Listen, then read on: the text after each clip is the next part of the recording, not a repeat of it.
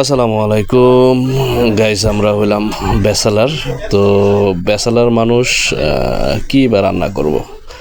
অনেকেই চিন্তা করেন যে ব্যাচেলার কেমনে রান্না করব, কিভাবে খাবো, এটা টেনশন।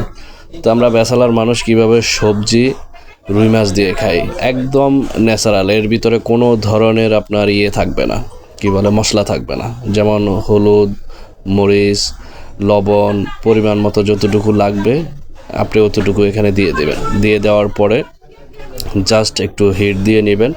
হিট দিয়ে একটু নাড়াচাড়া করে হিট দিয়ে নেবেন। হিট দিয়ে নেওয়ার পরে ধরেন আমরা আলু দিব। তো আলু দেওয়ার কারণে আমরা আলুটাকে সর্বপ্রথমে আগে সিদ্ধ করে নেব।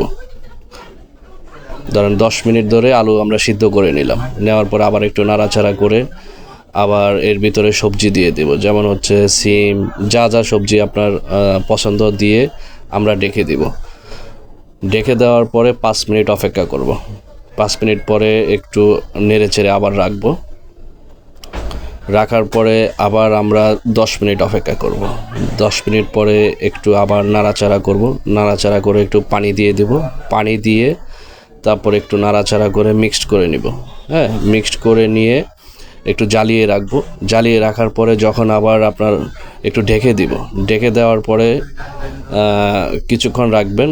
যেমন হচ্ছে আপনার 5 মিনিটের মতো রাখলেন। 5 মিনিট রাখার পরে আবার এখানে এর ভিতরে আমি রুই মাছ দিব।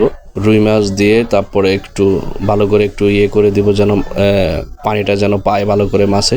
আবার 15 মিনিট ঢেকে রাখবো। 15 মিনিট ঢেকে রাখার পরে দেখব যে কতটুকু কি হলো। দেখার পরে এর ভিতরে আমরা আবার একটু টমেটো দিয়ে দেব। তো টমেটোটা দিয়ে দিচ্ছি।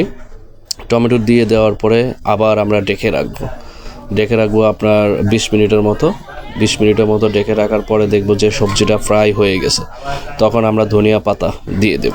ধনিয়া পাতা দিয়ে দেওয়ার পরে আমরা একটু নাড়াচাড়া করে ভালো করে মিক্সড করে দেব। ধনিয়া পাতাটা যেন ভালোভাবে হয়ে যায়।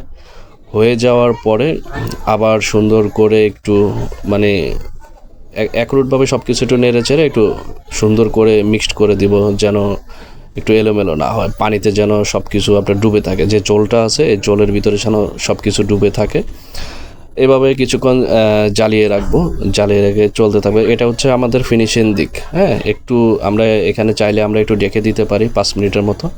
5 মিনিট ডেকে রাখার পরে এটা হচ্ছে আমাদের ফিনিশিং। এখন দেখলাম যে হয়ে গেছে তরকারিটা। ধন্যবাদ।